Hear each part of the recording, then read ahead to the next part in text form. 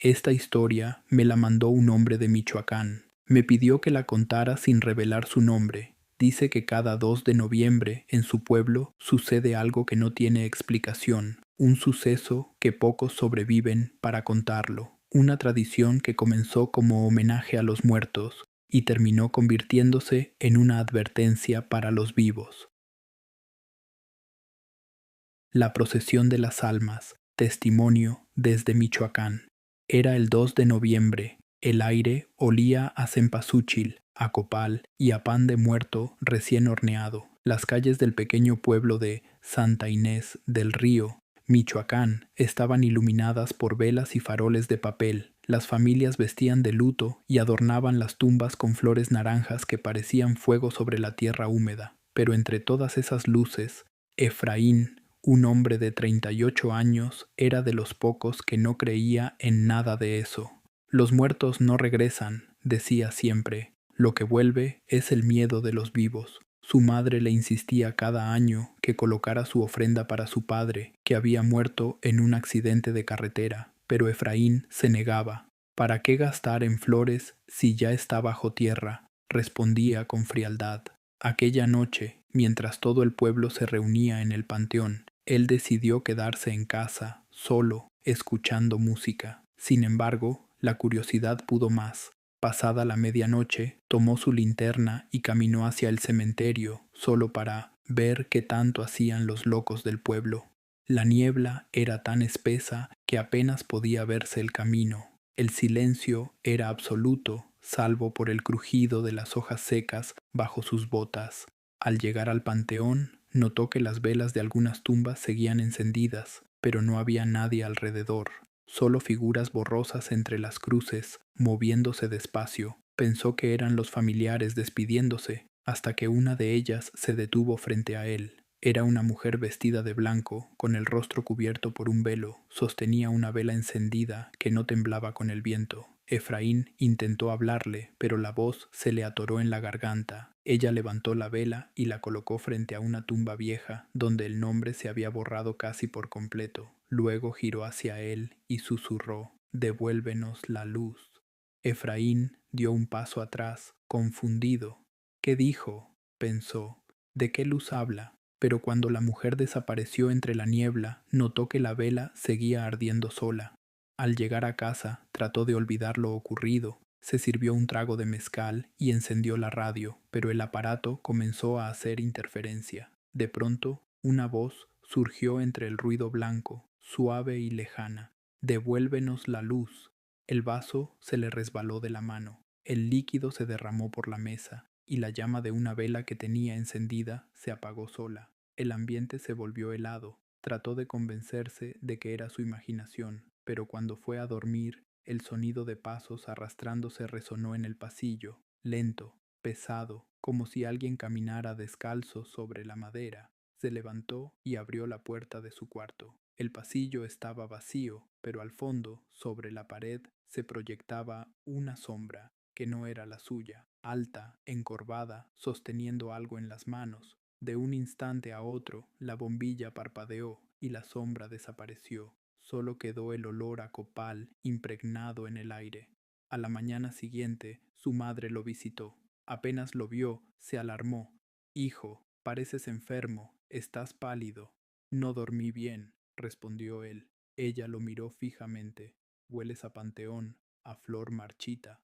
Efraín no contestó. Durante el día trató de distraerse trabajando en el taller, pero algo lo inquietaba. Cada vez que levantaba la vista, veía a lo lejos una figura blanca, observándolo desde la calle, y cada vez que salía a buscarla, ya no estaba. Esa noche escuchó algo peor.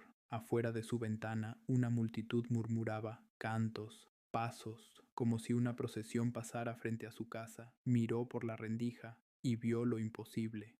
Cientos de almas caminaban por la calle, todas vestidas de blanco, sosteniendo velas que no se apagaban con el viento. Los rostros eran grises, sin rasgos, y los pies, descalzos, marchaban despacio, dejando un rastro de humo y pétalos de flor. En medio de ellos, la mujer del velo alzó la vista y lo señaló. Su voz resonó dentro de su cabeza: «Efraín, nos robaste la luz». La vela del altar se encendió sola, el fuego tembló y formó el contorno de un rostro vacío. Efraín gritó. Su madre corrió al cuarto y lo encontró tirado en el suelo, señalando la ventana. Ahí están, mamá, están ahí, balbuceaba, pero afuera no había nadie, solo huellas de pies descalzos marcadas en el polvo. Al día siguiente fueron con el padre del pueblo. El sacerdote escuchó todo en silencio. Luego le dijo, cuando una vela se enciende sin permiso es porque pertenece al otro lado. Si la tomaste del panteón, debes regresarla. Efraín juró que él no la había tocado, pero el padre no le creyó. Ve esta noche, le ordenó, y devuelve lo que no es tuyo. Esa noche, con la linterna en mano, regresó al cementerio. Su madre insistió en acompañarlo, pero él no la dejó. El viento soplaba fuerte y el cielo estaba cubierto de nubes. Cada paso se sentía más pesado que el anterior. Cuando llegó frente a la tumba sin nombre, la vela estaba ahí, consumida hasta la mitad. La encendió de nuevo, rezó lo poco que recordaba y dijo en voz baja, aquí está su luz. El aire se detuvo, el silencio se volvió absoluto y de pronto un sonido se elevó desde todas partes. Pasos. Efraín alzó la linterna y vio cómo entre la neblina surgían decenas de figuras.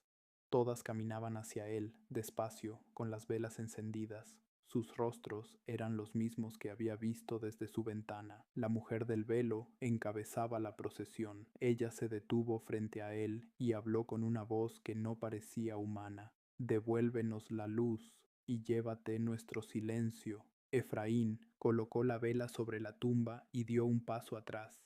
El viento sopló tan fuerte que casi lo derriba, y entonces todas las velas del cementerio se encendieron al mismo tiempo.